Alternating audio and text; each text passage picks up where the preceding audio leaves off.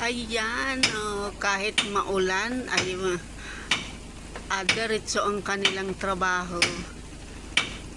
Maulan dito sa Bicol, ito ay sa Pamplona.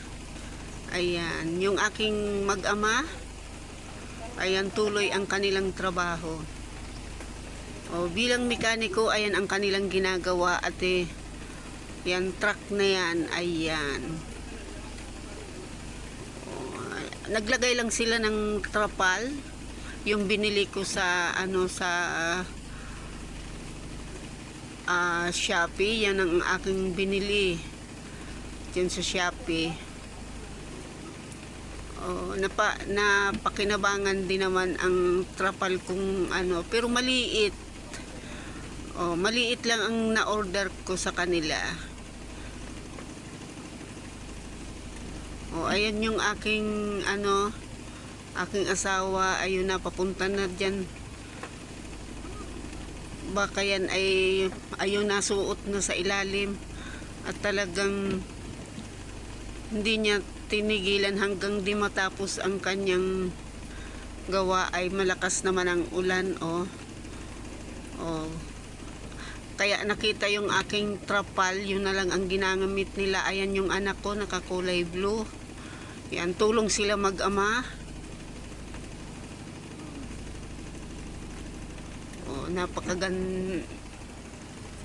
Talagang inagapan nila ang para matapos na, at kailangan naman yung truck na mag-deliver. At ang dinideliver ng mga truck, yan mga buhangin, hollow blocks, ayan. Yan ang pan-deliver nung may-ari. Yan, kaya minamadali nilang matapos itong truck. Kaya yan ay kahapon pag ginawa, maghapon hindi natapos.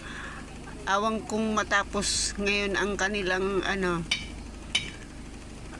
pag aayos ng at nasira nga ang truck. Ayan, kung saan sila nagde-deliver, kaya pag halimbawa may sira ang truck, sa amin tumatawag at nagpapagawa. Ayan, kaya bilib ako sa aking asawa. Ayan, marami siyang customer. Kasama lang niya ang aking anak. Ayan, hindi na ako bumaba mga kalakwatsa kasi umuulan. Dito lang ako sa aming sasakyan. Ayan, tatlo silang nagtutulong-tulong dyan para matapos na at magdi-deliver daw sila. Kasi yung truck na yan ay pan-deliver. Yan, malaking truck. Marami doon, pati mga ito yata ay yan ay may hardware din.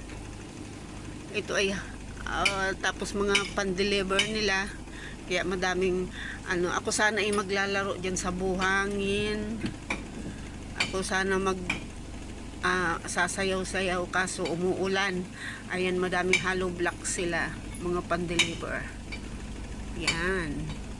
Kaya ayan, kaya minamadali ang sasakyan para may pan-deliver. Marami silang sasakyan, kaya lang yan talaga ay yan ay nasira talaga.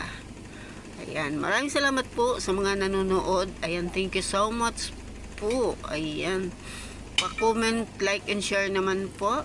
Ayan, pa-heart. Ayan, thank you sa inyong lahat.